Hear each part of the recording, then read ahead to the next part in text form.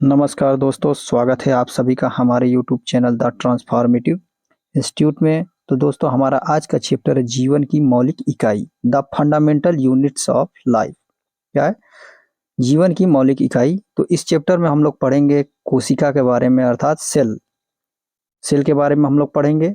Cell में पाए जाने वाले कोशिकांग, सेल ऑर्गेनेल्स, जैसे कि माइटोकॉन्ड्रिया हुआ, आपका क्लोरोप्लास्ट हुआ, एंडोप्लाज्मिक रेटिकुलम हुआ और लाइसोसोम आदि के बारे में हम लोग पढ़ेंगे। तो आइए हम लोग अपना चैप्टर स्टार्ट करते हैं।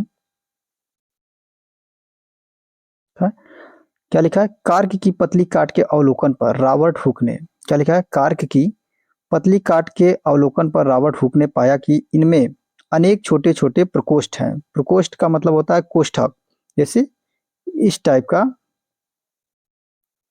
कोष्ठक, ठीक, जिसकी संरचना मधुमक्खी के छत्ते जैसी प्रतीत होती है। कार्क एक पदार्थ है जो वृक्ष की छाल से प्राप्त होता है। सन 1665 में हुक ने इसे स्वनिर्मित सूक्ष्मदर्शी से देखा था। किससे देखा था? सन 1665 में हुक ने इसे स्वनिर्मित सूक्ष्मदर्शी से देखा था। रॉबर्ट हुक ने इन प्रकोष्ठकों को कोशिका कहा। कोशिका अर्थात सेल। सेल लैटिन शब्द से, जिसका अर्थ है छोटा कमरा। क्या है?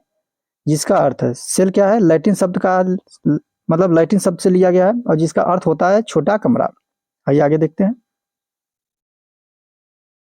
उपरोक्त घटना छोटी तथा अर्थहीन लगती हो, लेकिन विज्ञान के इतिहास में यह एक बहुत ही महत्वपूर्ण घटना है।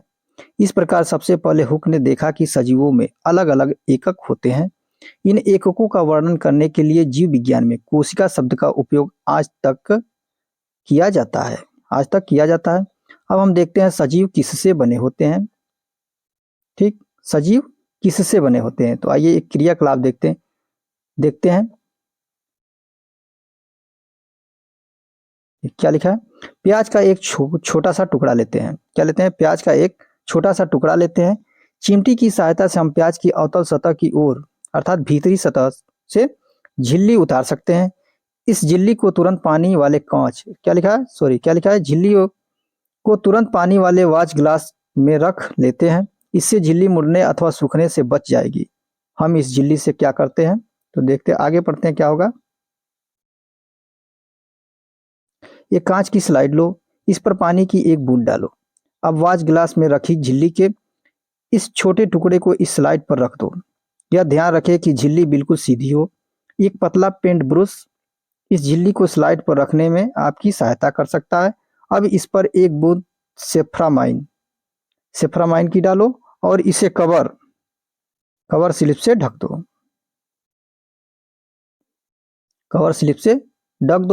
कवर स्लिप को सुई की सहायता से इस प्रकार रखें जिससे कि इसमें वायु के बुलबुले न आने पाए। ठीक है। ठीक, अब हम देखते हैं, हमने प्याज की झिल्ली की अस्थायी स्लाइड बनाई है। अब हम इसे पहले कम शक्ति वाले तथा उसके बाद उच्च शक्ति वाले संयुक्त सूक्ष्मदर्शी से देखते हैं। देखिए, ये संयुक्त सूक्ष्मदर्शी है, कंपाउंड माइक्रोस्कोप। क्या है?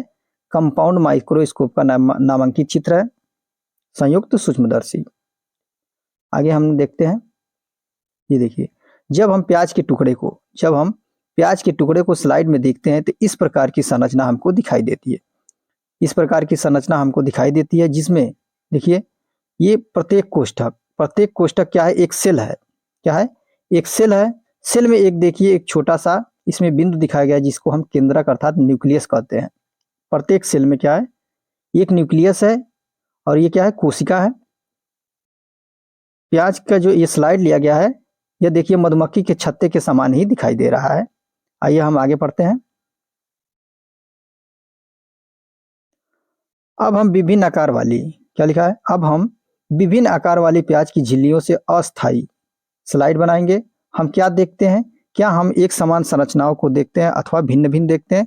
तो आइए देखते हैं ये संरचनाएं क्या हैं जो हमने देखा स्लाइड में। जो हमने देखा, ये स्लाइड में हमने देखा, तो इनको हम देखते हैं ये संरचनाएं क्या हैं। तो इनके बारे में हम लोग जानेंगे। ये सभी संरचनाएं एक जैसी दिखाई देती हैं। कैसी दिखाई देती हैं? एक जैसी दिखाई देती हैं। ये सभी मिलकर एक बड़ी संरचना सल्क कंद बनाते हैं, जैसे कि प्याज। मतलब कहने का तात्पर्य ये है, ये जो छोटी छोटी संरचनाएं हैं, छोटी छोटी जो संरचनाएं हैं मिलकर क्या होती हैं, एक बड़ी संरचना बनाती हैं। ठीक, उसी को सल्क या कंद कहते हैं। जैसे कि प्याज, इस क्रियाकलाप से हमें पता चलता है कि विभिन्न आकार के प्याज में सूक्ष्मदर्शी द्वारा देखने पर एक जैसी संरचनाएं दिखाई देती हैं। प्याज की झिल्ली की कोशिकाएं एक समान है, प्याज के आकार से इसका कोई संबंध नहीं है। ठीक? आगे देखते हैं, अगला पैराग्राफ क्या है। ये छोटी छोटी संरचनाएं, ये छोटी छोटी जो संरचनाएं हैं जो हम देख रहे हैं, सल कंद प्याज की क्या है, मूलभूत इकाई है। इन संरचनाओं को क्या कहते हैं, कोशिका कहते हैं।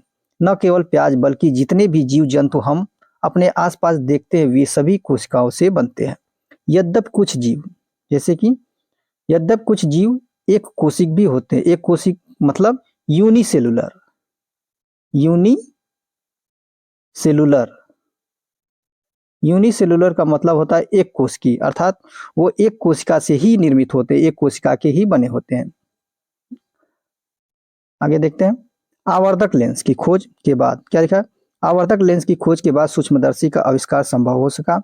यह पता चला कि एकमात्र कोशिका स्वयं में ही एक संपूर्ण जीव जैसे जैसे अमीबा, क्लेमाइडोमोनास, पैरामीशियम तथा बैक्टीरिया हो सकती है। एक कोशिका, जैसे बैक्टीरिया क्या है, एक कोशिका। ठीक, ये एक जीव ही है, उसी के बारे में। जैसे अमीबा है, एक कोशिकी होता है, क्लेमाइडोमोनास एक कोशिकी, पैरामीशियम तथा बैक्टीरिया हो सकते हैं। इन सजीवों को एक कोशिक जीव कहते हैं। एक कोशिक जीव को मतलब यूनिसेलुलर क्या कहते हैं, यूनिसेलुलर ऑर्गेनिज्म कहते हैं। ठीक, इसके अतिरिक्त बहुकोशिक अर्थात मल्टी सेलुलर जीवों में अनेक कोशिकाएं समाहित होकर विभिन्न कार्यों को संपन्न करने हेतु विभिन्न अंगों का निर्माण करती हैं। इसके कुछ उदाहरण है, जैसे कि फंजाई, फंजाई अर्थात कवक, पादप, पादप अर्थात प्लांट, जंतु, एनिमल। ठीक, क्या हम कुछ और एक कोशिक जीवों के विषय में पता कर सकते हैं? तो आइए इसको छोड़िए, आगे देखते हैं। प्रत्येक बहुकोशिक जीव, प्रत्येक बहुकोशिक जीव एक कोशिक जीव से ही विकसित हुआ है। प्रत्येक बहुकोशिक जीव एक कोशिक जीव से ही विकसित हुआ है। कैसे कैसे हुआ? कोशिकाएं विभाजित होकर अपनी ही जैसी कोशिकाएं बनाती हैं। इस प्रकार सभी कोशिकाएं अपनी पूर्ववर्ती कोशिकाओं से उत्पन्न होती हैं। जैसे कि अब हम देखते हैं एक कोशिक से कैसे ही जीव बना है। देखिए, पहले शुरुआत में क्या होता है, जैसे मान लीजिए मेल से क्या होता है, स्पर्म निर्मित होता है, स्पर्म। फीमेल से ओवम अर्थात अंडाणु। ठीक, ये क्या होता है, एन होता है, ये एन होता है। प्रत्येक कोशिका मैक्सिमम एनिमल हो चाहे प्लांट हो, उसमें मैक्सिमम प्लांट या एनिमल में 2n सेल होती है। तो ये जब दोनों मिलते हैं, ठीक, तो क्या बनता है, जाइगोट बनता है। जाइगोट कैसा हो गया, 2n अर्थात ये एक कोशिक है। इस समय एक कोशिका है, यूनिसेलुलर है, एक कोशिका है। ठीक, अब इसमें क्या होता है, क्लीवेज होता है, विदलन होता है। विदलन के प्रक्रिया के फलस्वरूप ये कोशिकाएं क्या होती हैं, बढ़ती जाती है, संख्या में बढ़ती जाती हैं और मल्टी सेलुलर बहुत से कोशिकाएं बनते जाते हैं और अंत में एक मानव का निर्माण होता है। ठीक, आगे देखते हैं। और इस पॉइंट में क्या लिखा है, इस प्रकार सभी कोशिका अपने पूर्ववर्ती कोशिकाओं से ही उत्पन्न होती हैं। जैसे पूर्ववर्ती मतलब जैसे माता पिता से ही हमें बच्चों में जो भी जाता है डीएनए, ये डीएनए जो जेनेटिक मटेरियल होता है, तो ये पूर्ववर्ती कोशिकाएं ही होती हैं। आगे देखते हैं।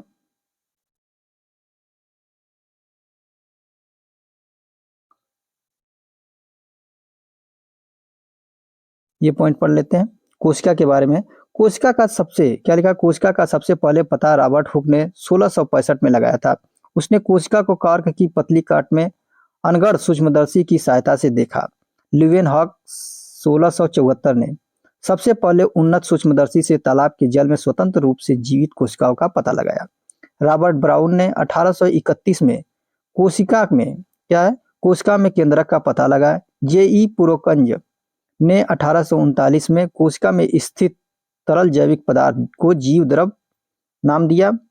दो जीव वैज्ञानिक एम स्लीडन तथा टी स्वान ने कोशिका सिद्धांत के विषय में बताया। इस सिद्धांत के अनुसार क्या लिखा, इस सिद्धांत के अनुसार सभी पौधे तथा जंतु कोशिकाओं से बने हैं और वे जीवन की मूलभूत इकाई हैं। बिरचो का कहना है 1855 ने कोशिका सिद्धांत को और आगे बढ़ाया। उन्होंने बताया कि सभी कोशिकाएं पूर्ववर्ती कोशिकाओं से बनती हैं। सभी कोशिकाएं पूर्ववर्ती कोशिकाओं से बनती हैं।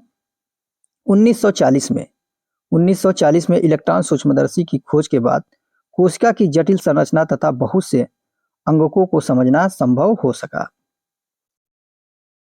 इस क्रियाकलाप को छोड़ते हैं, आगे बढ़ते हैं।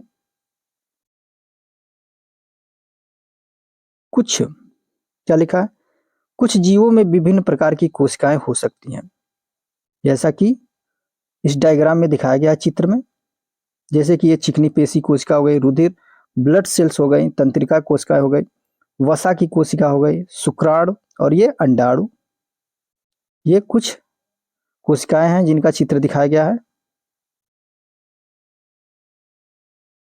कोशिकाओं की आकृति तथा आकार, क्या लिखा है, कोशिकाओं की आकृति तथा आकार उनके विशिष्ट कार्यों के अनुरूप होते हैं। कुछ कोशिकाएं अपना आकार बदलती रहती है, जैसे कि एक कोशिक अमीबा। ठीक, अमीबा जो होता है पॉलीमॉर्फिक होता है, मतलब बहुरूपता इसमें पाई जाती है, या इसका एक रूप नहीं होता है, वो अपने रूप को क्या करता है, बदलता रहता है। अर्थात रूप का मतलब होता है यहाँ पर आकार को क्या करता रहता है, बदलता रहता है।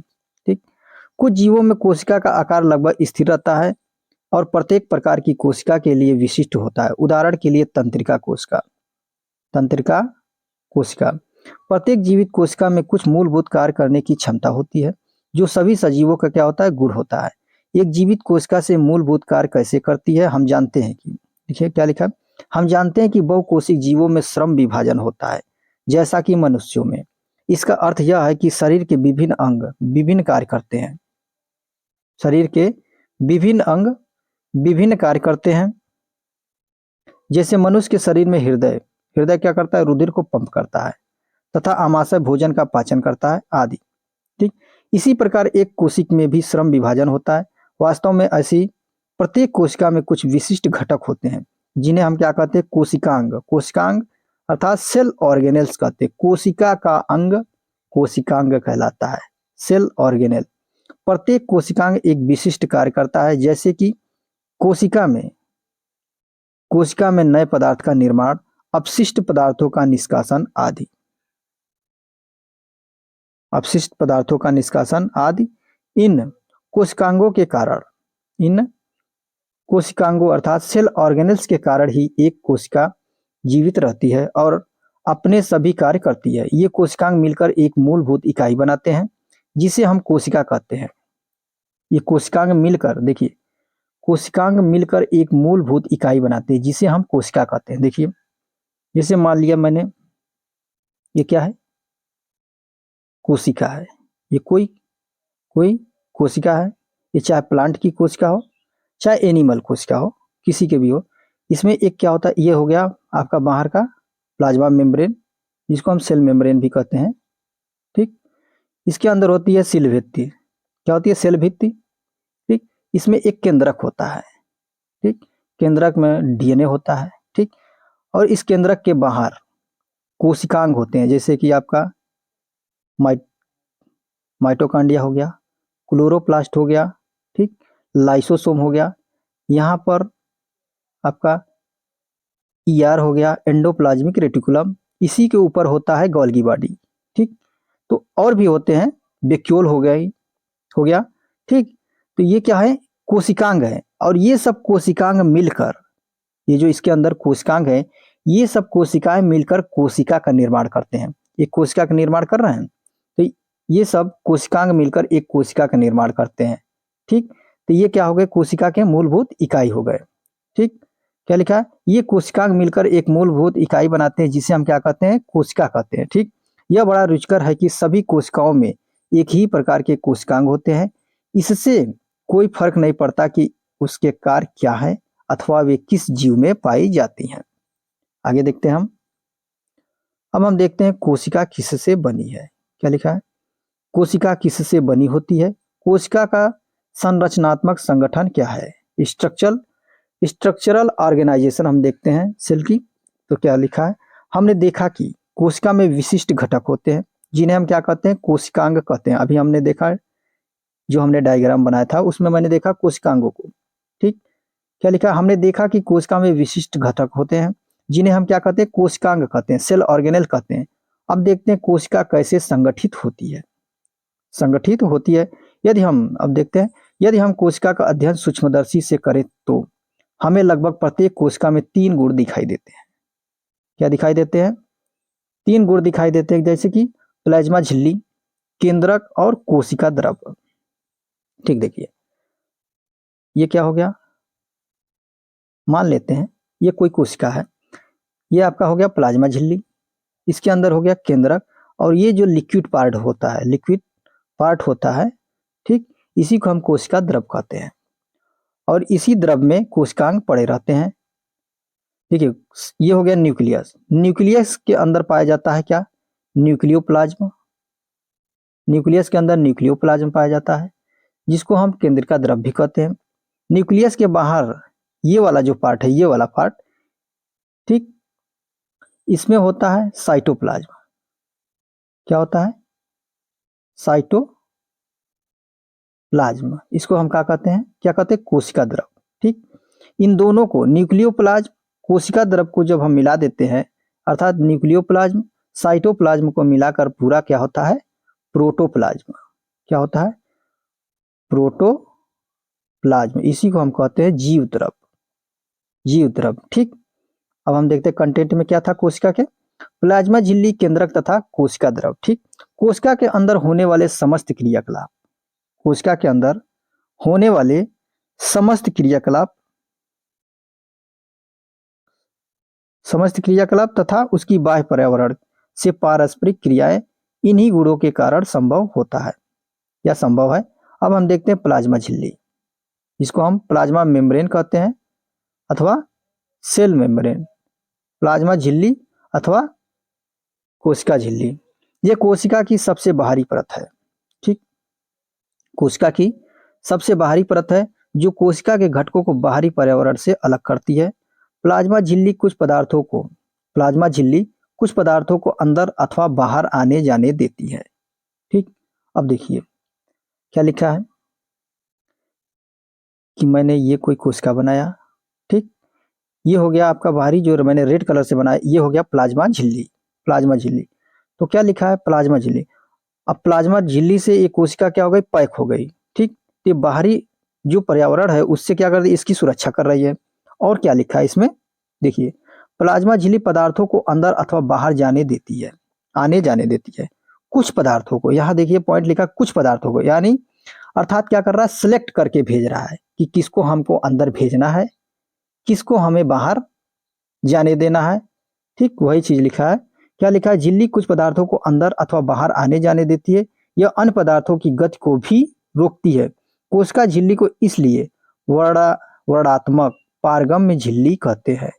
इसका मतलब सिलेक्टिव परमिएबल मेम्ब्रेन कहते हैं, अर्थात सिलेक्ट करके ये अंदर भेजती है या बाहर आने देती है किसी भी पार्टिकल या किसी भी एलिमेंट को। ठीक, आगे देखते हैं, कोशिका में पदार्थों की गति कैसे होती है, पदार्थ कोशिका से बाहर कैसे आते हैं। तो आइए देखते हैं पदार्थ कैसे बाहर आते हैं और कैसे बाहर आते हैं और अंदर जाते हैं। देखिए, एक देखिए पराशरण आपने पढ़ा होगा, high concentration to low concentration. ठीक, कोई भी चीज हुआ अधिक कंसंट्रेशन से कम कंसंट्रेशन की ओर जाता है, चाहे गैस हुआ चाहे टेम्परेचर हुआ। ठीक, देखते हैं, जैसे कि मैंने मान लिया ये कोई कमरा है, इस कमरे में सिर्फ 10 बच्चे आ सकते हैं। मैंने क्या कहा कि एक कोई कमरा है, कमरे में 10 बच्चे आ सकते हैं, लेकिन मैंने उसमें 25, 30, 40 बच्चों को मैंने जबरदस्ती इसमें क्या कर दिया, अंदर कर दिया। ठीक, और अचानक मैंने गेट खोला और यहाँ दरवाजा मैंने क्या कर दिया था, बंद कर दिया था। इसको खोलने के बाद ही सारे बच्चे बाहर की ओर आएंगे। इसमें कंसंट्रेशन अधिक हो गया था, लेकिन बाहर कंसंट्रेशन कम था, बाहर कंसंट्रेशन कम था, और हाई से कंसंट्रेशन लो कंसंट्रेशन की ओर ये बच्चे क्या करेंगे, जाएंगे। ठीक, वही प्रक्रिया होगी, आगे देखते हैं। जैसे कि देखिए, कुछ पदार्थ जैसे कि कार्बन डाइऑक्साइड अथवा ऑक्सीजन कोशिका झिल्ली के आर पार विसरण प्रक्रिया द्वारा आ जा सकते हैं। हम पिछले अध्यायों में विसरण की प्रक्रिया के विषय में हम लोग पढ़ चुके हैं। ठीक, हम लोगों ने पिछले अध्याय में विसरण की प्रक्रिया के बारे में हम लोग पढ़ चुके हैं। ठीक, हमने देखा है कि पदार्थों की गति उच्च सांद्रता से यानी हाई कंसंट्रेशन से निम्न सांद्रता की ओर, high concentration to low concentration, ठीक, सांद्रता की ओर होती है। कुछ इसी प्रकार की प्रक्रिया कोशिका में भी होती है। कुछ इसी प्रकार की प्रक्रिया कोशिका में होती है। उदाहरण के लिए जब कुछ पदार्थ जैसे CO2 क्या है, हमारी बॉडी के लिए एक अपशिष्ट पदार्थ होता है। अपशिष्ट का मतलब होता है जिसका कोई यूज ना हो, हमारे बॉडी में उसका उपयोग ना हो, उसको हम कहते हैं अपशिष्ट पदार्थ। तो CO2 का है क्या है, जो एक कोश की अपशिष्ट है और जिसका निष्कासन क्या होता है, आवश्यक होता है। कोशिका में क्या लिखा है, जो CO2 होता है, कार्बन डाइऑक्साइड, कोशिका में एकत्र हो जाती है और उसकी सांद्रता क्या होती है, बढ़ जाती है। कोशिका के बाह्य पर्यावरण में CO2 की सांद्रता कोशिका में स्थित CO2 की सांद्रता की अपेक्षा क्या होती है, कम होती है। आइए डायग्राम के माध्यम से समझते हैं। देखिए, ये कोई सेल है, क्या है, एक सिंपल सा उदाहरण के लिए एक डायग्राम बनाते हैं। ये कोई सेल है, ठीक, सेल में एक क्रिया होती है, क्या होती है, ATP बनता है, ऊर्जा निकलती है, ग्लूकोज को जलाया जाता है। ठीक, जब जल जाता है बॉडी में पानी के द्वारा, जब हम लोग पानी पीते हैं तो जो हमारी बॉडी में ATP अर्थात ग्लूकोज होता है, ग्लूकोज को जलाया जाता है। जब ग्लूकोज जलता है तो CO2 का निर्माण होता है। ठीक, अब सेल में क्या हुआ, CO2 बन रहा है, CO2 बन रहा है हमारे बॉडी में, हमारे शरीर में CO2 बन रहा है। तो इसमें कंसंट्रेशन क्या हो रहा है, CO2 का बढ़ रहा है। लेकिन जो बाहर का वातावरण है, इसमें CO2 नहीं बन रहा है। तो बाहर जो CO2 है वो कम है और अंदर क्या है, ज्यादा है। अंदर ज्यादा है CO2 अर्थात कंसंट्रेशन अधिक है और बाहर कंसंट्रेशन अधिक है, कम है। सेल में सांद्रता अधिक है CO2 की, बाहर सांद्रता कम है CO2 की, वही लिखा है यहाँ। तो देखते क्या लिखा है, देखिए क्या लिखा है, कोशिका में एकत्र हो जाती है जो उनकी सांद्रता बढ़ जाती है। देखिए क्या लिखा है, फिर से पढ़ते हैं। कुछ इसी प्रकार की प्रक्रिया कोशिका में होती है। उदाहरण के लिए जब कुछ पदार्थ जैसे कि CO2 कोशिका में एकत्र हो जाती है और उसकी सांद्रता बढ़ जाती है। कोशिका के बाह्य पर्यावरण में CO2 की सांद्रता कोशिका में स्थित CO2 की सांद्रता की अपेक्षा क्या होती है, कम होती है। जैसे ही कोशिका के अंदर और बाहर CO2 की सांद्रता में अंतर आता है, उसी समय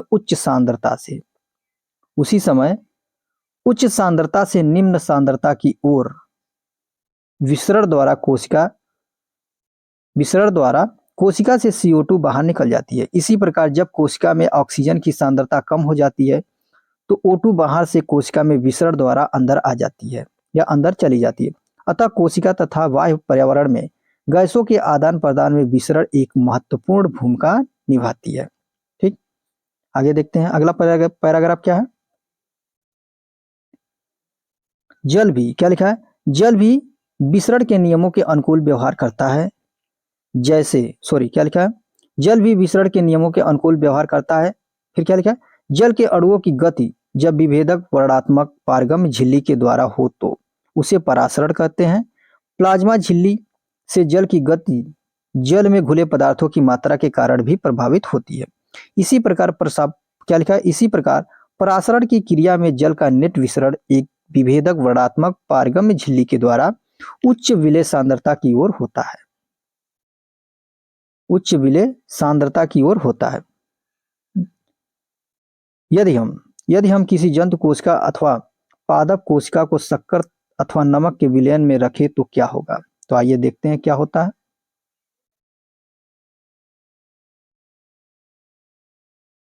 यदि कोशिका को तन विलयन वाले माध्यम अर्थात जल में शक्कर अथवा नमक की मात्रा कम और जल की मात्रा ज्यादा है में रखा गया तो जल परासरण विधि द्वारा कोशिका के अंदर चला जाएगा। ऐसे विलयन को क्या कहते हैं, अल्प परासरण दाबी विलयन कहते हैं। ठीक, आगे देखते हैं। जल के अणु कोशिका झिल्ली के दोनों ओर आवागमन करने के लिए स्वतंत्र होते हैं।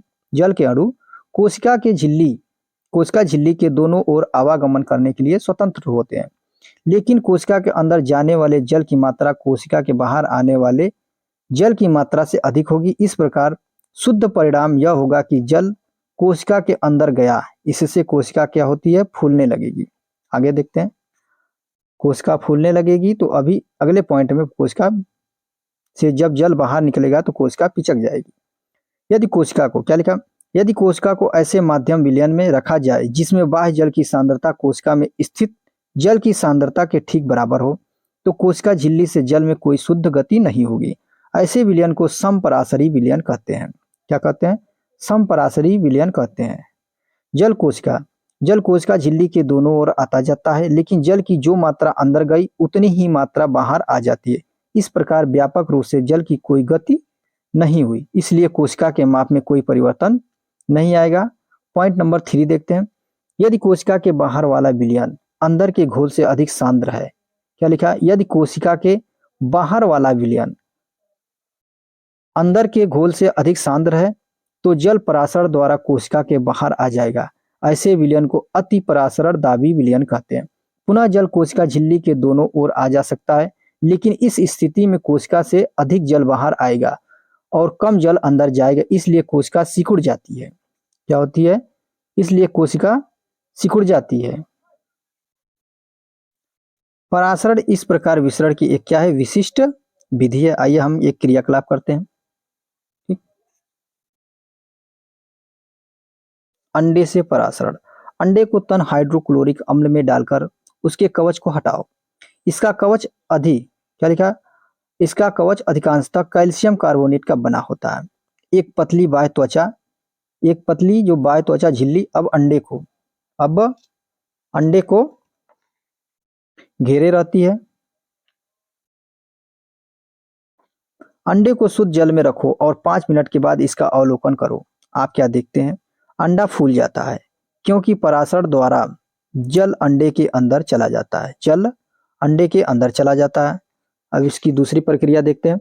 इसी प्रकार का एक कवच रहित अंडा नमक के सांद्रित विलयन में रखो और 5 मिनट तक उसका अवलोकन करो। अंडा सिकुड़ जाता है। क्यों? जल अंडे से निकलकर नमक के विलयन में आ जाता है, क्योंकि नमक का घोल क्या है, अधिक सांद्रित है।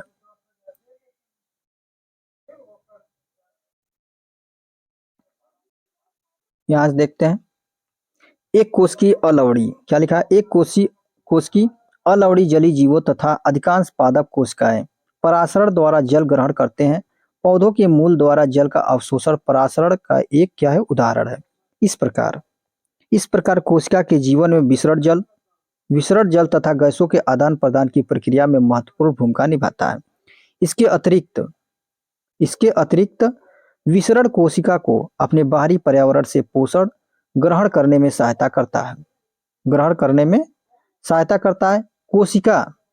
कोशिका से विभिन्न अणुओं का अंदर आना तथा बाहर निकलना भी विसरण द्वारा ही होता है। इस प्रकार के परिवहन में ऊर्जा की क्या होती है, आवश्यकता होती है। प्लाज्मा झिल्ली लचीली होती है। प्लाज्मा जो मेम्ब्रेन होती है क्या होती है, लचीली होती है और कार्बनिक अणुओं जैसे लिपिड तथा प्रोटीन की बनी होती है।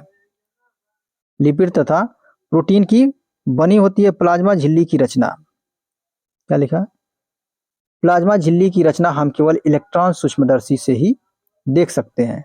कोशिका झिल्ली, क्या लिखा, कोशिका झिल्ली का लचीलापन एक कोशिक जीवों अर्थात यूनिसेलुलर ऑर्गेनिज्म में कोशिका के बाह्य पर्यावरण से अपना भोजन तथा अन्य पदार्थ ग्रहण करने में सहायता करता है। ऐसी प्रक्रिया को एंडोसाइटोसिस कहते हैं। अमीबा अपना भोजन इसी प्रक्रिया द्वारा प्राप्त करता है। अब हम देखते हैं कोशिका भित्ति देखते हैं, जो सेलुलोज की बनी होती है।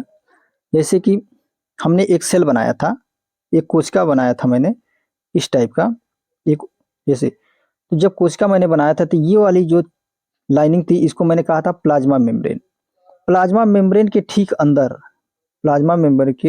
ठीक अंदर जस्ट जो होता है उसको हम क्या कहते हैं, कोशिका भित्ति कहते हैं। क्या कहते हैं, कोशिका भित्ति। तो वही कोशिका भित्ति के बारे में हम पढ़ते हैं। क्या लिखा, पादप कोशिकाओं में अर्थात जो प्लांट सेल हैं उनकी कोशिकाओं में प्लाज्मा झिल्ली के अतिरिक्त कोशिका भित्ति भी होती है। पादप कोशिका भित्ति मुख्यतः किसकी बनी होती है, सेलुलोज की बनी होती है। सेलुलोज एक बहुत जटिल पदार्थ है और यह पौधों को संरचनात्मक दृढ़ता प्रदान करता है। संरचनात्मक दृढ़ता प्रदान करता है। जब किसी पादप कोशिका में पराशरण द्वारा पानी की हानि होती है तो कोशिका झिल्ली सहित आंतरिक पदार्थ क्या होता है, संकुचित हो जाते हैं। इस घटना को जीवद्रव कुंचन कहते हैं। क्या कहते हैं? जीवद्रव कुंचन कहते हैं। किसको कहते हैं? किसी पादप में पराशरण द्वारा पानी की हानि होती है तो कोशिका झिल्ली क्या होती है, कोशिका जो होती है झिल्ली सहित आंतरिक पदार्थ क्या होते हैं, इसमें संकुचित हो जाते हैं। इस घटना को क्या कहते हैं? जीवद्रव कुंचन कहते हैं। हम इस परिघटना को निम्न क्रियाकलाप द्वारा देख सकते हैं। तो आइए देखते हैं क्रियाकलाप के माध्यम से। रियो की पत्ती की झिल्ली को पानी में रखकर एक स्लाइड बनाओ। इसे उच्च शक्ति वाले सूक्ष्मदर्शी से देखो। छोटे छोटे हरे कण दिखाई देंगे। इन्हें क्लोरोप्लास्ट कहते हैं। इनमें एक हरा पदार्थ होता है जिसे हम क्या कहते हैं? क्लोरोफिल कहते हैं। देखिए ये कोई प्लांट सेल है, ठीक। प्लांट सेल ये आपका प्लाज्मा मेम्ब्रेन हो गया। इसके अंदर कोशिका भित्ति होती है, ठीक।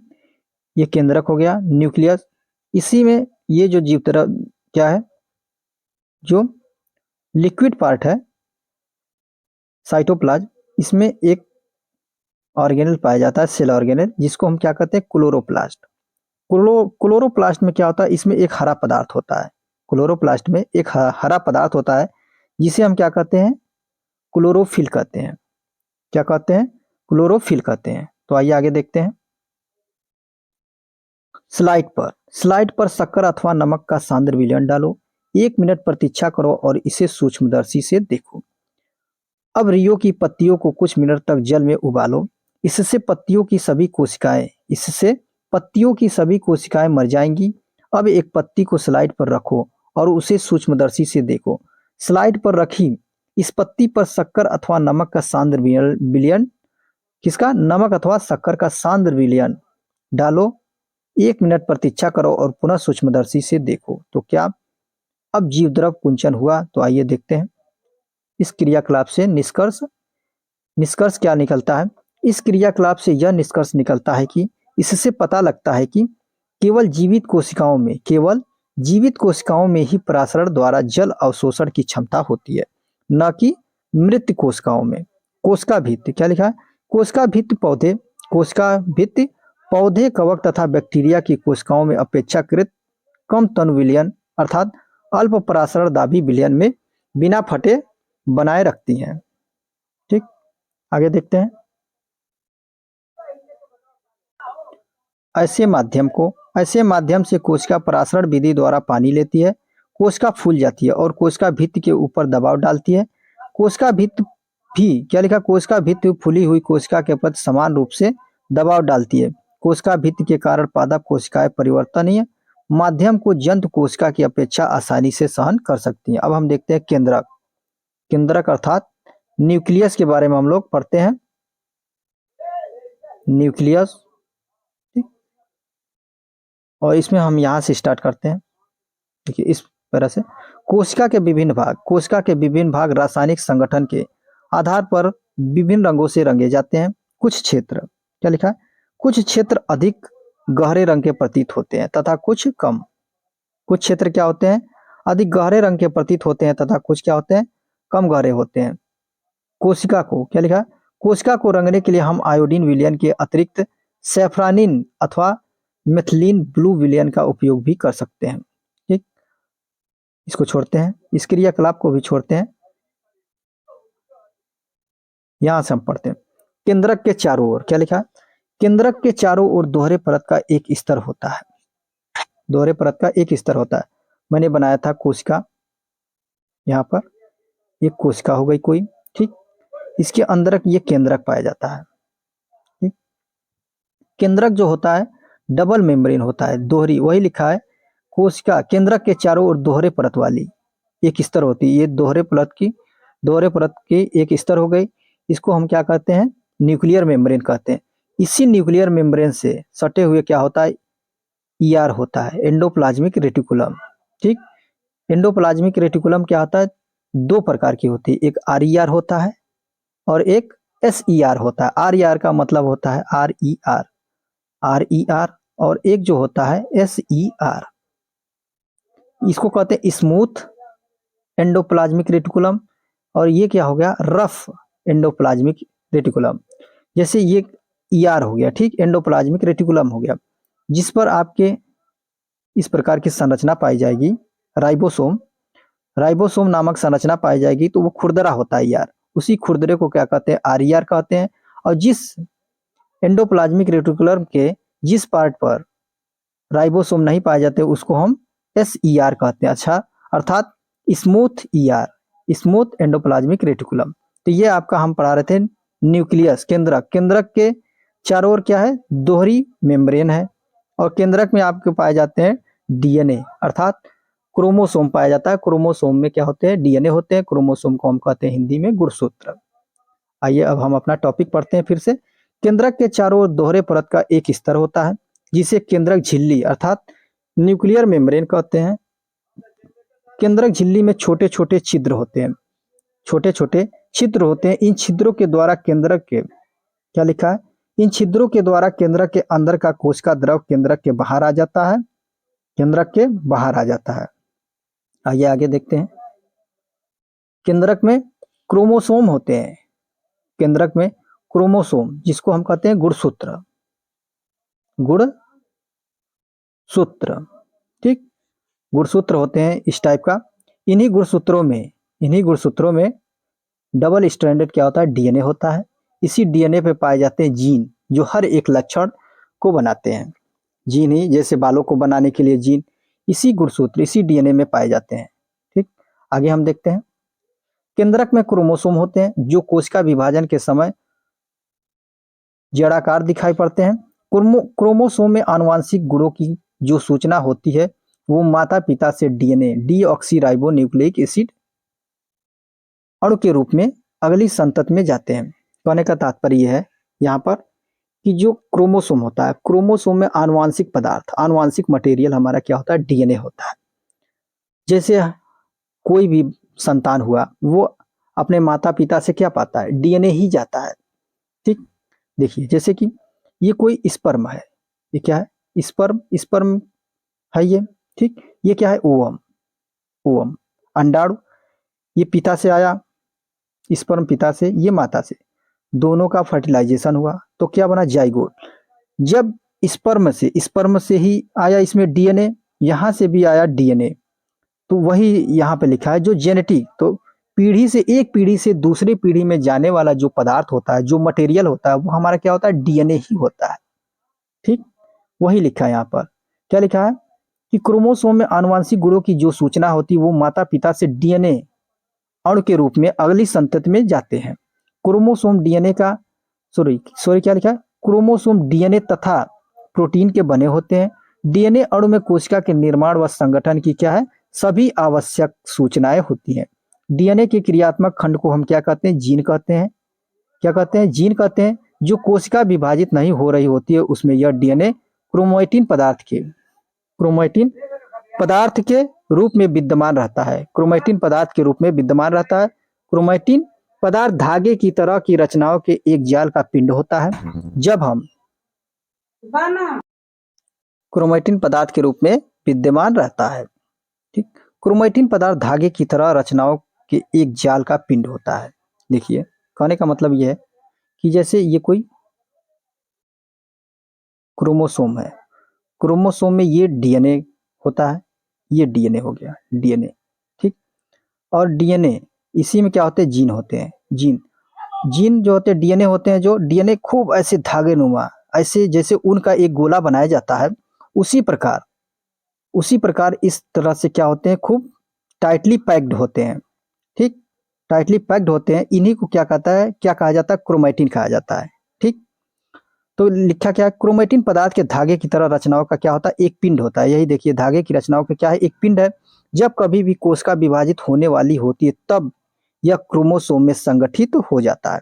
कुछ जीवों में कोशिकीय जनन में, क्या लिखा है, कुछ जीवों में कोशिकीय जनन में केंद्रक महत्वपूर्ण भूमिका निभाता है। इस प्रक्रिया में एक अकेली कोशिका विभाजित होकर दो नई कोशिकाएं बनाती हैं।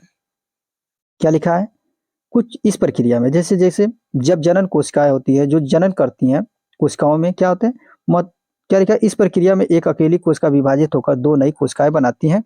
यह कोशिका के विकास व परिपक्वन को निर्धारित करता है तथा साथ ही सजीव कोशिका की रासायनिक क्रियाओं को भी निर्देशित करता है। ठीक, आगे देखेंगे हम लोग कि कोशिकाएं कैसे विभाजन करती हैं। ठीक, अब यहाँ देखते हैं बैक्टीरिया जैसे क्या लिखा है, बैक्टीरिया जैसे कुछ जीवों में कोशिका का केंद्रकीय क्षेत्र बहुत कम स्पष्ट होता है। केंद्र की जैसे जब मैंने पढ़ा, अभी तक जो मैंने पढ़ा, ये कोशिका, इसमें जो न्यूक्लियस था, जो केंद्रक था, स्पष्ट रूप से हमको क्या करता है, दिखाई देता है। ठीक, लेकिन बैक्टीरिया जैसे जो कुछ जीव जो होते हैं कोशिका, जो कुछ जीव होते हैं बैक्टीरिया जैसे, उनका जो केंद्रकीय क्षेत्र होता है, केंद्रक वाला क्षेत्र होता है, वो बहुत कम स्पष्ट होता है। ठीक, क्योंकि इसमें केंद्रक झिल्ली नहीं होती है। इसमें मैंने देखा केंद्रक झिल्ली था, न्यूक्लियर मेम्ब्रेन था, लेकिन बैक्टीरिया जैसे कुछ जीवों में हम जब देखते हैं तो उसका जो केंद्रकीय क्षेत्र होता है बहुत कम स्पष्ट होता है, क्योंकि उसमें केंद्रक झिल्ली नहीं होती है। ऐसे अस्पष्ट केंद्रक क्षेत्र में केवल क्रोमैटिन पदार्थ होते हैं। ऐसे क्षेत्र को केंद्रकाय कहते हैं। क्या कहते हैं, केंद्रकाय कहते हैं। ऐसे जीव जिसकी कोशिकाओं क्या लिखा है, ऐसे जीव जिसकी कोशिकाओं में केंद्रक झिल्ली नहीं होती है उन्हें प्रोकैरियोट कहते हैं। देखिए, प्रो मतलब होता है आदि, अर्थात प्राचीन। प्राचीन क्या कहते हैं, जो लिखा है प्रोकैरियोट, प्रो मतलब क्या लिखा है, आदि, अर्थ आदि का मतलब होता है प्राचीन अथवा पूर्व। कैरियोट का मतलब होता है कैरियोन, कैरियोन का मतलब होता है केंद्रक, ये लिखा है। जिन जीवों की कोशिकाओं में केंद्रक झिल्ली होती है उन्हें यूकैरियोटिक कहते हैं। देखिए, जिन कोशिकाओं में, जिन जीवों की कोशिकाओं में केंद्रक नहीं होता है उन्हें हम प्रोकैरियोट कहते हैं, अर्थात प्राचीन कोशिका कहते हैं, प्राचीन केंद्रक कहते हैं। ठीक, और जिनमें स्पष्ट रूप से जो न्यूक्लियस दिखाई देता है उन्हें हम यूकैरियोट कहते हैं। ठीक, अब देखते हैं आगे, प्रोकैरियोटिक कोशिकाओं में प्रोकैरियोटिक कोशिकाओं में और भी अन्य अधिकांश द्रव अंगक नहीं होते हैं,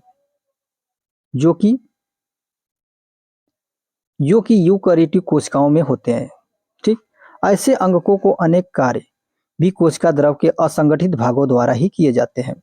प्रकाश संश्लेषी बैक्टीरिया में क्लोरोफिल झिल्लीदार पुटिका थैली की तरह संरचना के साथ होता है, जबकि यूकैरियोटिक कोशिका में क्लोरोफिल प्लास्टिड में होता है।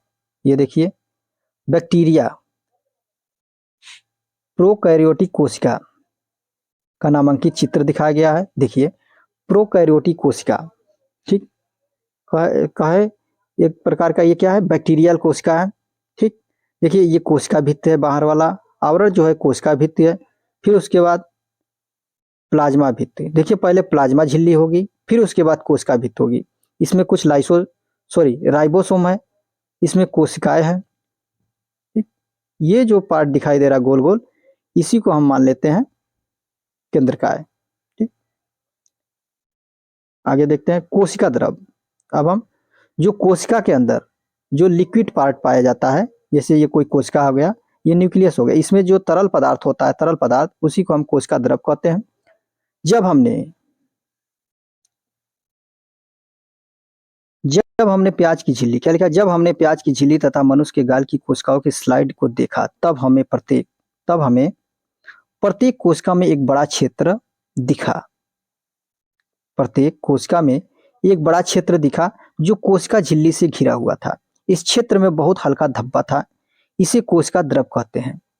क्या कहते हैं, कोशिका द्रव कहते हैं। प्लाज्मा झिल्ली के अंदर क्या होता है, प्लाज्मा झिल्ली के अंदर कोशिका द्रव का एक तरल पदार्थ है। कोशिका द्रव एक तरल पदार्थ है, अभी हमने बताया। ये कोई कोशिका है, ये कोई कोशिका है, ये न्यूक्लियस हो गया। इसमें क्या होता है, ये है कि उस कोशिका द्रव, ठीक, जो तरल पदार्थ है, प्लाज्मा में मेम्ब्रेन के अंदर क्या है, इसमें पाया जाता है। ठीक, तरल पदार्थ है। इसमें बहुत से विशिष्ट कोशिका के घटक होते हैं जिन्हें हम क्या लिखा, कोशिकांग कहते हैं। इसको हम कोशिकांग कहते हैं या कोशिका का अंगक कहते हैं। इसमें जैसे कि क्लोरोप्लास्ट हुआ, माइटोकॉन्ड्रिया हुआ, लाइसोसोम, राइबोसोम, गोल्गी बॉडी और एंडोप्लाज्मिक रेटिकुलम, वैक्यूल, ये क्या है, कोशिकांग है। तो इसमें किसमें पाए जाते हैं, कोशिका द्रव में ही पाए जाते हैं। ठीक, प्रत्येक अंगक कोशिका के लिए क्या है, विशिष्ट कार्य करते हैं। कोशिका द्रव तथा केंद्रक कोशिका द्रव, देखिए ये जो पाया गया, ये वाला जो क्षेत्र है ये हो गया कोशिका द्रव। क्या हो गया, कोशिका द्रव या साइटोप्लाज्म। क्या हो गया, साइटोप्लाज्म। साइटोप्लाज्म। फिर एक तरल पदार्थ पाया जाता है न्यूक्लियस में। न्यूक्लियस में इसको हम कहते हैं न्यूक्लियोप्लाज्म। साइटोप्लाज्म और न्यूक्लियोप्लाज्म अर्थात कोशिका द्रव और केंद्रक का द्रव दोनों मिलकर क्या कहलाते हैं, जीवद्रव कहते हैं। दोनों को मिलाकर क्या कहते हैं, जीवद्रव कहते हैं। ठीक, आगे देखते हैं। कोशिका अंगक, कोशिका अंगक झिल्ली युक्त होते हैं। ये जो कोशिका, जो हमने सेल ऑर्गेनेल जैसे कि माइटोकॉन्ड्रिया, क्लोरोप्लास्ट आदि जो भी हमने सेल ऑर्गेनेल्स देखा, वो क्या होते हैं, झिल्ली युक्त होते हैं। प्रोकैरियोट में वास्तविक केंद्रक के अतिरिक्त झिल्ली युक्त अंगक नहीं होते हैं। ठीक, जबकि यूकैरियोटिक कोशिकाओं में केंद्रकीय झिल्ली तथा झिल्ली युक्त अंगक होते हैं। झिल्ली की सार्थकता वायरस के उदाहरण से स्पष्ट कर सकते हैं। वायरस में किसी भी प्रकार की झिल्ली नहीं होती है, इसलिए इसमें जीवन के गुण तब तक लक्षित नहीं होते जब तक कि यह किसी सजीव के शरीर में प्रविष्ट करके कोशिका की मशीनरी का उपयोग कर अपना बहुगुणन नहीं कर लेता। ठीक, कहने का तात्पर्य, जो वायरस होते हैं, वायरस जो होते हैं ऐसे अगर जो रखा है तो वो कोई मूवमेंट नहीं करते हैं, कोई कार्य नहीं करते हैं, अर्थात वो निष्क्रिय होते हैं। ठीक, जैसे ही किसी सजीव, किसी लिविंग एनिमल या लिविंग ऑर्गेनिज्म के संपर्क में आते हैं, वह तुरंत एक्टिव हो जाते हैं, तुरंत एक्टिव हो जाते हैं और अपना फंक्शन करने लगते हैं। आगे देखते हैं। यहाँ पर प्रोकैरियोटिक सेल और यूकैरियोटिक कोशिका में अंतर दिया गया है। तो देखते हैं क्या है प्रोकैरियोटिक कोशिका। आकार में देखते हैं अंतर। यह प्राय क्या होता है, 1 माइक्रोमीटर से 10 माइक्रोमीटर तक के बीच में होता है। ठीक, और यूकैरियोटिक सेल जो होते हैं 5 माइक्रोमीटर से 100 माइक्रोमीटर तक हो सकते हैं। केंद्रकीय क्षेत्र जो प्रोकैरियोटिक कोशिका की होती है, जो केंद्रीय जो क्षेत्र होता है, केंद्रकीय क्षेत्र होता है, बहुत कम स्पष्ट होता है, बहुत कम स्पष्ट होता है। और जो यूकैरियोटिक कोशिका होती है उसमें सुस्पष्ट, जो चारों ओर से केंद्रकीय झिल्ली से क्या होता है, घिरा रहता है। ठीक, और यहाँ पर केंद्रकीय क्षेत्र जो होता है बहुत कम स्पष्ट होता है, उसे हम क्या कहते हैं, केंद्रकाय कहते हैं, केंद्रकाय कहते हैं। तीसरा पॉइंट क्या है, क्रोमोसोम में देखते हैं। क्रोमोसोम इसमें एक होता है, इसमें यूकैरियोटिक में क्रोमोसोम एक से अधिक होते हैं। चौथा पॉइंट क्या है, प्रोकैरियोट में देखते हैं। चौथा पॉइंट, झिल्ली युक्त कोशिका अंगक अनुपस्थित होते हैं, इसमें झिल्ली युक्त कोशिका अंगक क्या होते हैं, उपस्थित होते हैं। आगे देखते हैं हम कोशिका अंगक। कोशिका अंगक अर्थात इसको कहेंगे कोशिकांग। कोशिकांगो इंग्लिश में कहते हैं सेल ऑर्गेनेल्स, सेल ऑर्गेनेल्स कहते हैं। ठीक, अब हम इसको पढ़ते हैं। प्रत्येक कोशिका के चारों ओर क्या लिखा है, प्रत्येक कोशिका के चारों ओर अपनी झिल्ली होती है, जिससे कि उसमें स्थित पदार्थ बाह्य पर्यावरण से अलग रहे। बड़ी तथा जटिल कोशिकाओं, जिनमें बहुकोशिक जीवों की कोशिकाएं भी शामिल है, को उपापचयी क्रियाओं, क्या लिखा है, को भी उपापचयी क्रियाओं की भी बहुत आवश्यकता होती है, जिससे कि वह जटिल संरचना तथा कार्य को सहारा दे सके। इन विभिन्न प्रकार की उपापचयी क्रियाओं को अलग अलग रखने के लिए ये कोशिकाएं झिल्ली युक्त छोटी छोटी संरचनाओं का उपयोग करती हैं। आगे देखते हैं। यह यूकैरियोटिक कोशिकाओं का एक ऐसा गुण है जो उन्हें प्रोकैरियोटिक कोशिकाओं से अलग करता है। इनमें से कुछ अंगक केवल इलेक्ट्रॉन सूक्ष्मदर्शी से ही देखे जा सकते हैं। हमने पिछले अनुभाग में केंद्रक के हमने क्या लिखा है, हमने पिछले अनुभाग में केंद्रक के विषय में पढ़ा है।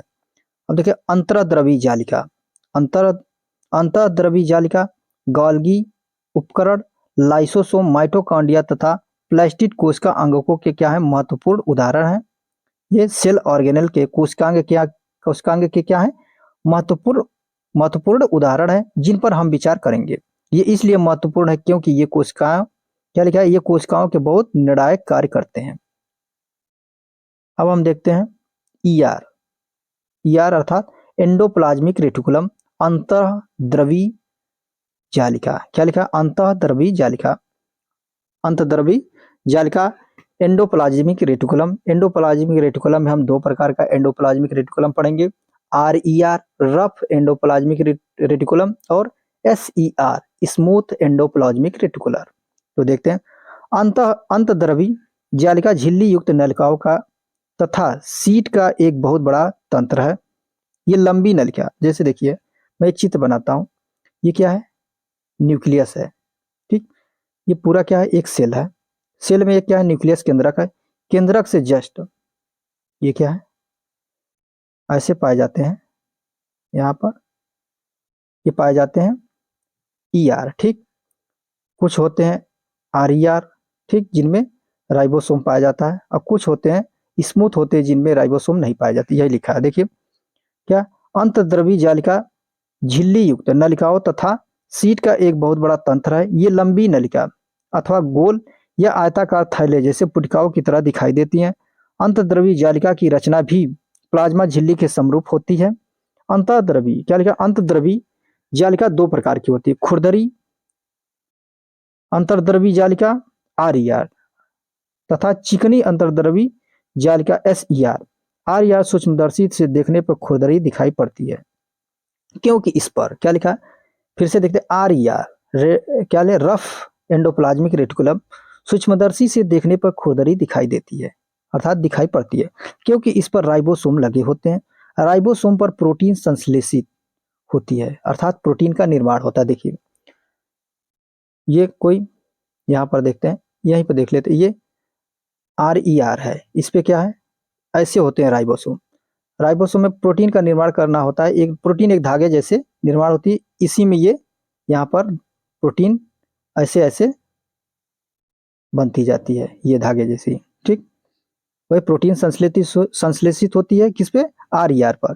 RER तैयार प्रोटीन को आवश्यकता अनुसार ER के द्वारा कोशिका के अन्य भागों में भेज देता है, अन्य भागों में भेज देता है। अब देखते SER। SER वसा अथवा SER स्मूथ एंडोप्लाज्मिक रेटिकुलम वसा अथवा लिपिड, वसा अथवा लिपिड अणुओं के बनाने में सहायता करती है, लिपिड अणुओं के बनाने में सहायता करती है। यह कोशिकीय क्रिया के लिए, यह कोशिकीय क्रिया के लिए बहुत महत्वपूर्ण है। कुछ प्रोटीन तथा वसा कोशिका झिल्ली को बनाने में सहायता करते हैं। इस प्रक्रिया को क्या लिखा है, इस प्रक्रिया को झिल्ली जीवात जनन कहते हैं। कुछ अन्य प्रोटीन तथा वसा एंजाइम एवं हार्मोन की भांति, क्या लिखा है, कुछ अन्य प्रोटीन तथा वसा एंजाइम एवं हार्मोन की भांति कार्य करते हैं। यद्यपि विभिन्न कोशिकाओं में ER भिन्न रूपों में दिखाई देती है, परंतु सदैव एक जालिका तंत्र, एक नेटवर्क की तरह, नेट की तरह तंत्र का निर्माण करती है। देखते हैं, एनिमल सेल है ये, एनिमल सेल। जंतु कोशिका में देखिए क्या क्या है, ये देखिए एक न्यूक्लियस है, ठीक। न्यूक्लियस के बाहर यहाँ पर देखिए क्या है,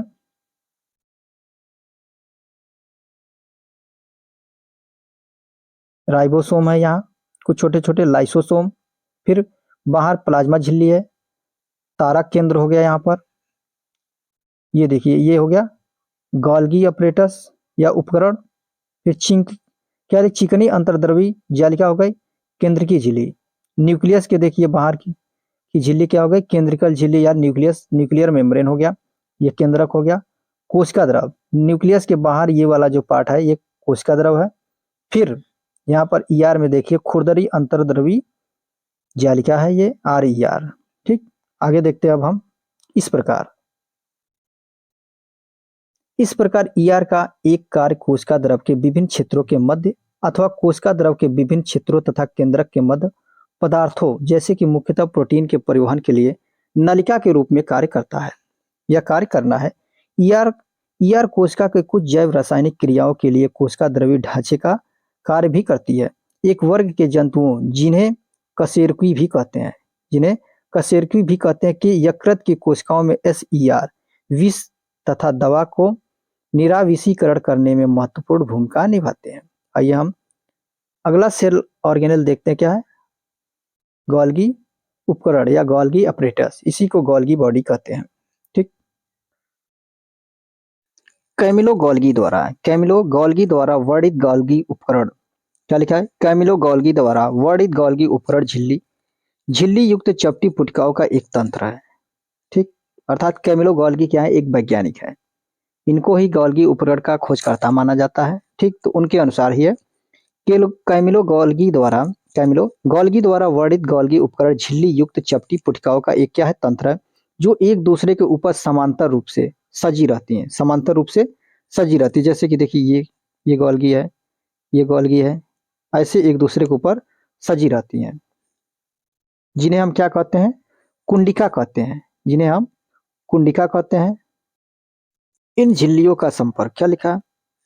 इन झिल्लियों का संपर्क ईआर झिल्लियों से होता है और इसलिए जटिल कोश की झिल्ली तंत्र के दूसरे भाग को बनाती है।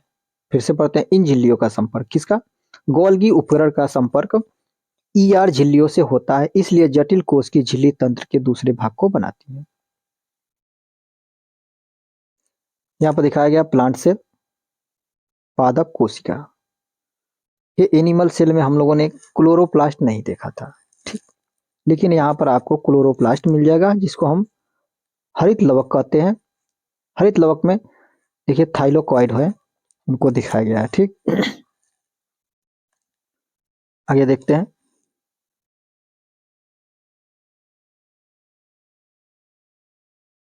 ईआर में संश्लेषित पदार्थ क्या लिखा? ईआर में संश्लेषित पदार्थ गोल्गी उपकरण में पैक किए जाते हैं। जैसे ईआर से जो एंडोप्लाज्मिक रेटिकुलम है, उससे जो निर्माण किया गया पदार्थ है, जैसे कि प्रोटीन हुआ, उनको पैक किया जाता है किसमें? गोल्गी उपकरण में। जैसे मान लीजिए ये आपका क्या है? ईआर है, ईआर के द्वारा प्रोटीन निर्माण किया गया, तो उसमें क्या होगा? प्रोटीन जो है गोल्गी उपकरण के लिए गोल्गी उपकरण को भेज दिया जाता है। तो गोल्गी उपकरण क्या करता है? उसको क्या करता है? पैक करता है। पैक करके यहाँ से अलग हो जाता है, कट जाता है। फिर यही प्रक्रिया लगातार होती रहती है। वही लिखा है, ईआर में संश्लेषित पदार्थ गोल्गी उपकरण में पैक किए जाते हैं और उन्हें कोशिका के बाहर तथा अंदर विभिन्न क्षेत्रों में भेज दिया जाता है। इस कार्य में शामिल है, क्या है? इस कार्य में शामिल है, कौन कौन से शामिल है? पुटिका में पदार्थों का संचय, रूपांतरण तथा बंद करना। कुछ परिस्थिति में गोल्गी उपकरण में समान शक्कर से जटिल शक्कर बनती है।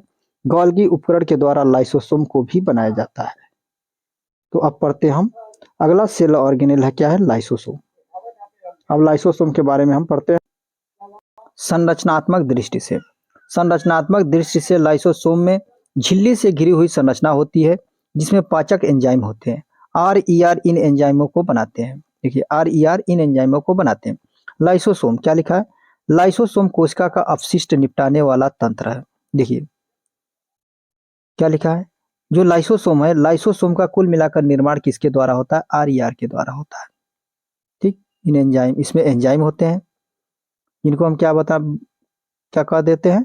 लाइसोसोम कहते हैं। लाइसोसोम में एंजाइम ही होता है। ठीक, क्या लाइसोसोम कोशिका का अपशिष्ट निपटाने वाला तंत्र है। ये बाहरी पदार्थ एवं कोशिका अंगकों के टूटे फूटे भागों को पाचित करके कोशिका को साफ करते हैं। कोशिका के अंदर आने वाले बाहरी पदार्थ जैसे कि बैक्टीरिया अथवा भोजन तथा पुराने अंगक लाइसोसोम में चले जाते हैं।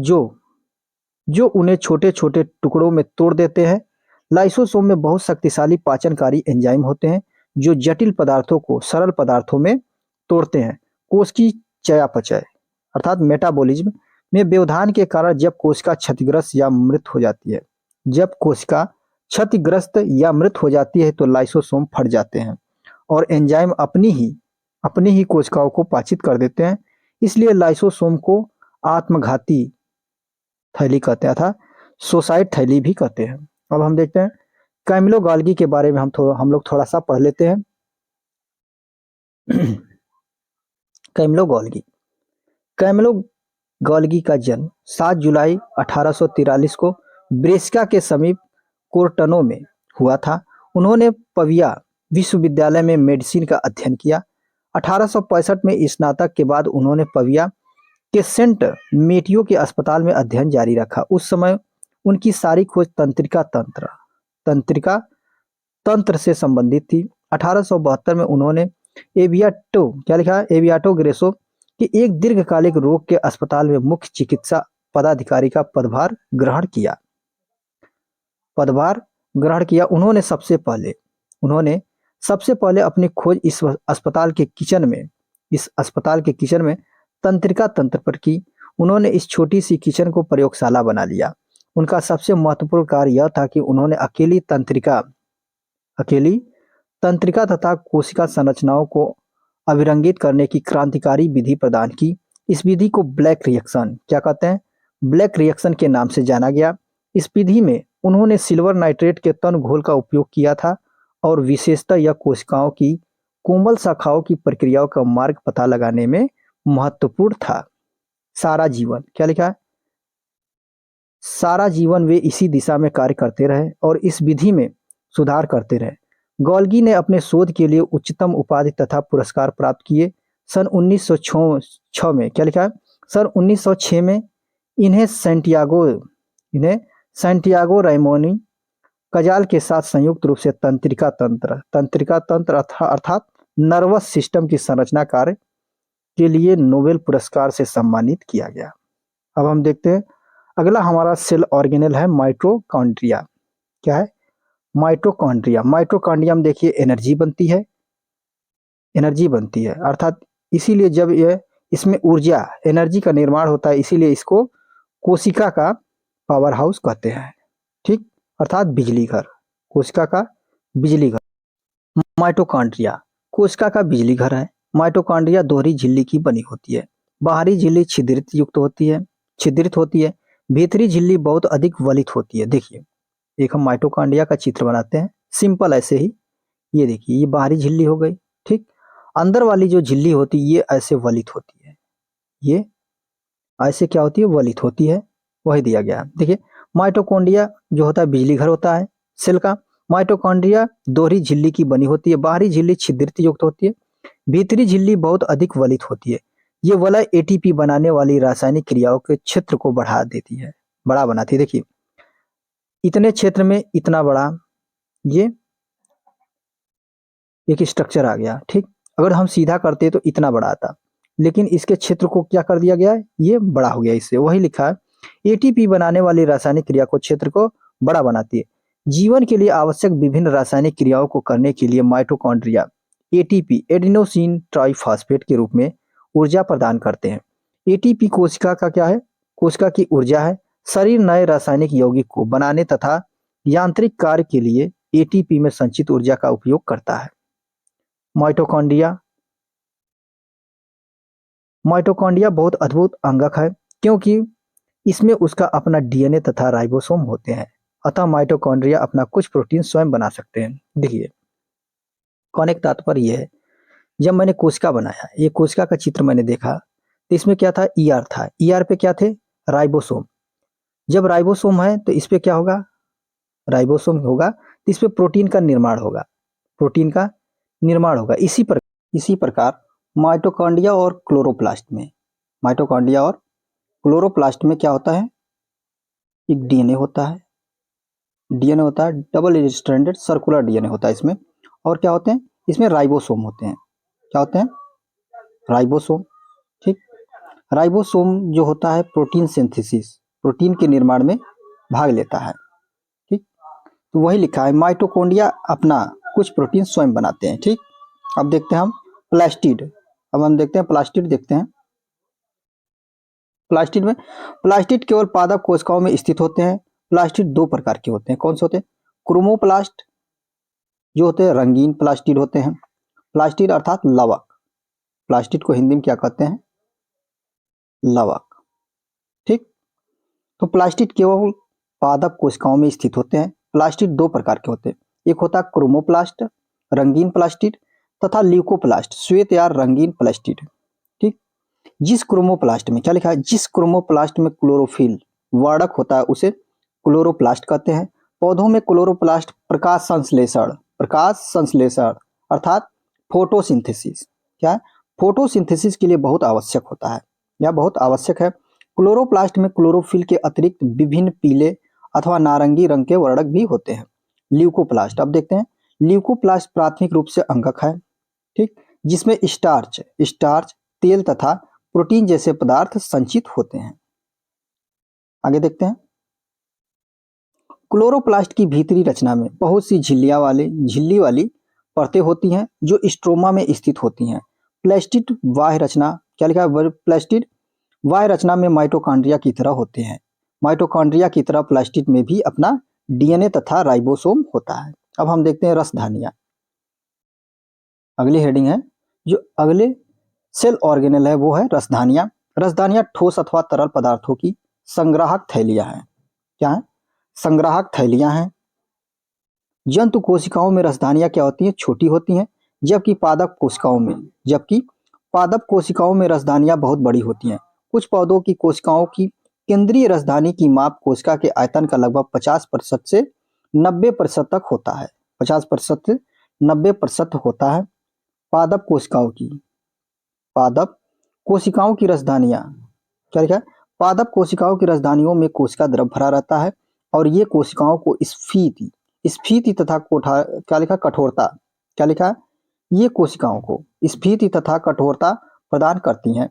पौधों के लिए आवश्यक बहुत से पदार्थ रसधानी में स्थित होते हैं। ये अमीनो अम्ल, क्या है? अमीनो अम्ल, शर्करा, विभिन्न कार्बनिक अम्ल तथा कुछ प्रोटीन है। एक कोशिक अर्थात यूनिसेलुलर ऑर्गेनिज्म जीवों जैसे अमीबा की खाद्य रसधानी में उनके द्वारा उपभोग में लाए गए खाद्य पदार्थ होते हैं। कुछ एक कोशिक जीवों में विशिष्ट रसधानियां अतिरिक्त जल तथा कुछ अपशिष्ट पदार्थों को शरीर से बाहर निकालने में महत्वपूर्ण भूमिकाएं निभाती हैं। अब हमारा अगला हेडिंग है, हेडिंग क्या, इसी में देखते हैं क्या लिखा है। देखते हैं ये पैराग्राफ। प्रत्येक कोशिका की अपनी एक संरचना होती है जिसके द्वारा विशिष्ट कार्य जैसे श्वसन, पोषण तथा अपशिष्ट पदार्थों का उत्सर्जन अथवा नई प्रोटीन बनाने में सहायता करते हैं। ऐसा उनकी झिल्ली तथा अंगकों की विशिष्ट संरचना के कारण संभव हो पाता है। अतः कोशिका, क्या लिखा है? अतः कोशिका सजीवों की एक मूलभूत संरचनात्मक इकाई है। क्या है? Structural unit. यह जीवन की एक मूलभूत क्रियात्मक इकाई है। कहने का तात्पर्य यह है, कोशिका जो सेल है, हमारे बॉडी के लिए स्ट्रक्चरल यूनिट और फंक्शनल यूनिट दोनों है। ठीक, अब हम देखते हैं कोशिका का विभाजन कैसे होता है। देखिए, कोशिका का विभाजन दो प्रकार से होता है। एक होता है अर्धसूत्री विभाजन, एक होता है समसूत्री विभाजन, अर्थात मियोसिस और माइटोसिस। मियोसिस का मतलब होता है अर्धसूत्री विभाजन। अर्धसूत्री विभाजन होता है, मियोसिस की प्रक्रिया होता है, ये होते हैं हमारे जनन कोशिकाओं में। जो जनन कोशिकाएं होती है उनमें होती हैं, जिसमें हमारा स्पर्म और ओवम बनता है। कहने का तात्पर्य, जो गमीट फॉर्मेशन होता है, गमीट का निर्माण होता है, तो उसमें मियोसिस की प्रक्रिया होती है। और माइटोसिस की क्रिया जो होती है हमारे शरीर के निर्माण में, ग्रोथ में, जब शरीर में ग्रोथ होता है या पुरानी सेल जो मर जाती हैं उनके निर्माण में, उनके जगह पर स्थान लेने के लिए माइटोसिस की क्रिया होती है। समसूत्री विभाजन, देखिए आगे पढ़ते हैं इसको। कोशिका विभाजन, जीवधारियों में वृद्धि हेतु नई कोशिकाएं बनती हैं, जिससे पुरानी मृत एवं क्षतिग्रस्त कोशिकाओं का प्रतिस्थापन और प्रजनन हेतु युग्मक बनते हैं। नई कोशिकाओं के बनने की प्रक्रिया को कोशिका विभाजन कहते हैं। सूत्री विभाजन और अर्धसूत्री विभाजन, सूत्री विभाजन को ही समसूत्री विभाजन कहते हैं, जिसे इंग्लिश में माइटोसिस कहते हैं। अर्धसूत्री विभाजन मियोसिस होता है। नामक, क्या लिखा, सूत्री विभाजन और अर्धसूत्री विभाजन नामक दो मुख्य प्रकार की कोशिका विभाजन की प्रक्रिया है।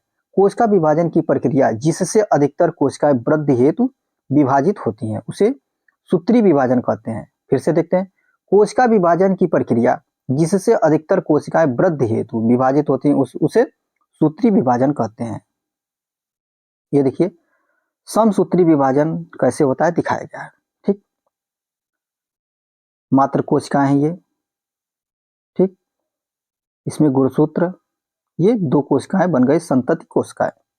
ठीक, विभाजन कहते हैं। इस प्रक्रिया में प्रत्येक कोशिका, जिसे मात्र कोशिका भी कह सकते हैं, विभाजित होकर दो समरूप संतति, मतलब अपने ही जैसा सेम एग्जैक्ट क्लोन जिसको कहा जाता है, वैसे ही कोशिका बनाती हैं। ठीक, जैसे ये कोई पेरेंटल सेल है, मात्र कोशिका है।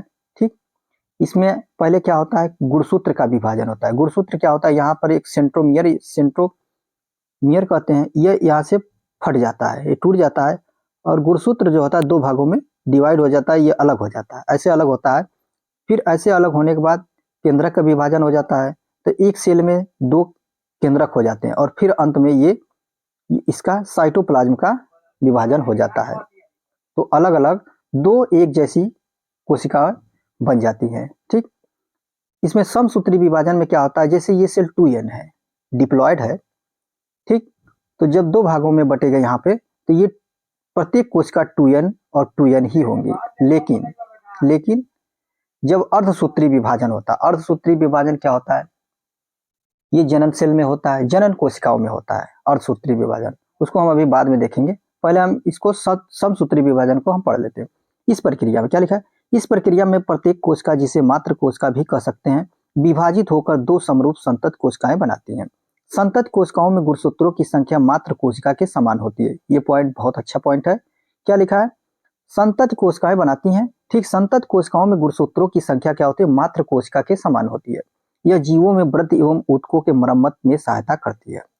देखिए, जैसे हमारी बॉडी में की सेल्स जो है रप्चर हो जाती है, फट जाती हैं, जैसे चोट लगा कहीं। ठीक, वहाँ की कोशिकाएं क्या होती हैं, खत्म हो जाती हैं, मर जाती हैं, तो वहां पर घाव कुछ दिन बाद भर जाता है। जब वो घाव भर जाता है, वह वहां पर जो विभाजन होता है कोशिकाओं में, वही होता है समसूत्री विभाजन। ठीक, वही लिखा है यहाँ पर। क्या लिखा है, संतत कोशिकाओं में गुणसूत्रों की संख्या मात्र कोशिका के समान होती है।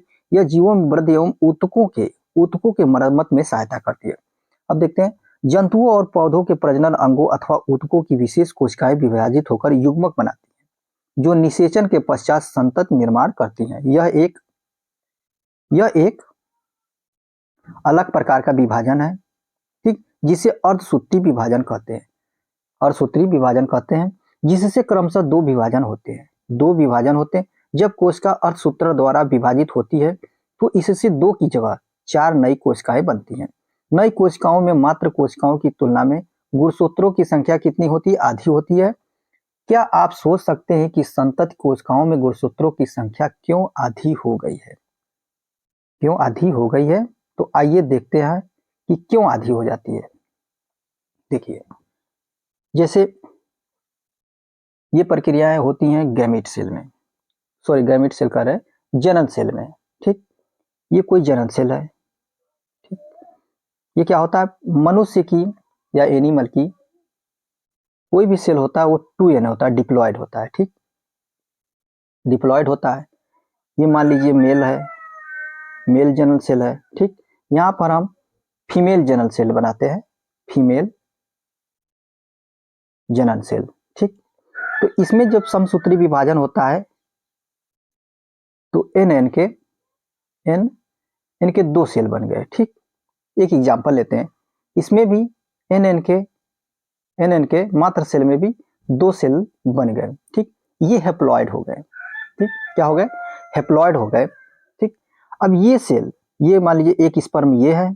ठीक, और एक स्पर्म ये है, और यहाँ पर ओवम बनाइए। ठीक, फिर से साफ स्वच्छ बनाते हैं डायग्राम। देखिए, ये मेल और ये फीमेल। ठीक, इसमें वो अर्धसूत्री विभाजन हुआ, तो एक उदाहरण के तौर पर मान लेते हैं दो सेल बने। ठीक, विभाजन के, और ये बने, यहाँ जो मात्र सेल था 2n और ये भी 2n। ठीक, तो ये जो सेल बने इनके अर्धसूत्री विभाजन के बाद, तो nn के बने और ये भी nn के बने। ठीक, जब ये मान लीजिए मेल में स्पर्म बनता है, स्पर्म जब इससे मिलेगा ओवम से, ठीक, या स्पर्म इससे मिला, तो एक n ये और मात्र सेल का n, तो ये भी हो गया 2n। ठीक, ये 2n हो गए, अर्थात बॉडी की प्रत्येक सेल कितनी होती है, 2n, और 2n ही ये क्या होता है, जाइगोट होता है। क्या होता है, जाइगोट, जिसको हम युग्मक बोलते हैं। युग्मक में विदलन और क्या होता है, क्लीवेज के द्वारा ही ये क्या होते हैं, ग्रोथ करता है, और अनेक प्रकार की सेल क्या कहते हैं इसमें बनती जाती हैं और एक अंततः एक प्रोजनी संतान को मतलब संतान के रूप में ये बन जाता है। ठीक, आगे देखते हैं। अब हम देखते हैं कि इस चैप्टर से हम लोगों ने क्या सीखा। आपने क्या सीखा तो देखते हैं। कोशिका जीवन की मूलभूत संरचनात्मक इकाई है। क्या है? कोशिका मूलभूत कोशिका जीवन की मूलभूत संरचनात्मक इकाई है। कोशिका के चारों ओर प्लाज्मा झिल्ली होती है। ये झिल्लियां लिपिड तथा प्रोटीन की बनी होती हैं। कोशिका झिल्ली कोशिका का सक्रिय भाग है। यह पदार्थों की गति को कोशिका के भीतर तथा बाहरी वातावरण से नियमित करती है। पादप कोशिका में कोशिका झिल्ली के चारों ओर एक कोशिका भित्ति होती है। कोशिका भित्ति सेलुलोज की बनी होती है। किसकी बनी होती है? सेलुलोज की बनी होती है। अगला पॉइंट देखते हैं। पादप की कोशिकाओं में स्थित कोशिका भित्ति फंजाई तथा बैक्टीरिया को अल्प पराशरण दाबी घोल में बिना फटे जीवित रहने देती है। यूकैरियोट में केंद्रक दोहरी झिल्ली द्वारा कोशिका द्रव से अलग होता है। यह कोशिका की जीवन प्रक्रियाओं को क्या करता है? निर्देशित करता है। एंडोप्लाज्मिक रेटिकुलम अंतः कोश की परिवहन तथा उत्पादक सतह के रूप में कार्य करता है। गोल्गी उपकरण झिल्ली युक्त पुटिकाओं का स्तंभ है। यह कोशिका में बने पदार्थों का संचयन, रूपांतरण तथा पैकेजिंग करता है। ठीक, अब देखते हैं आगे क्या है। अधिकांशतः पादप कोशिकाओं में झिल्ली युक्त अंगक जैसे कि प्लास्टिड होते हैं। ये दो प्रकार के होते हैं, क्रोमोप्लास्ट तथा ल्यूकोप्लास्ट। क्रोमोप्लास्ट जिसमें क्लोरोफिल होता है उन्हें क्लोरोप्लास्ट कहते हैं। ये प्रकाश संश्लेषण करते हैं। ल्यूकोप्लास्ट का प्राथमिक कार्य क्या होता है? संचय करना है। ठीक, अधिकांशतः परिपक्व पादप कोशिकाओं में एक बड़ी केंद्रीय राजधानी होती है। यह कोशिका की स्फीत को बनाए रखती है और यह अपशिष्ट पदार्थों सहित महत्वपूर्ण पदार्थों का संचय करती है। प्रोकैरियोटी कोशिकाओं में कोई भी झिल्ली युक्त अंगक नहीं होता है। उनके क्रोमोसोम के स्थान पर न्यूक्लिक अम्ल होता है और उनमें केवल छोटे राइबोसोम अंगक के रूप में होते हैं। अगला पॉइंट क्या है? जीवधारियों में कायिक वृद्धि हेतु कोशिकाएं विभाजित होती हैं। तो दोस्तों आज यहीं तक। बहुत बहुत धन्यवाद।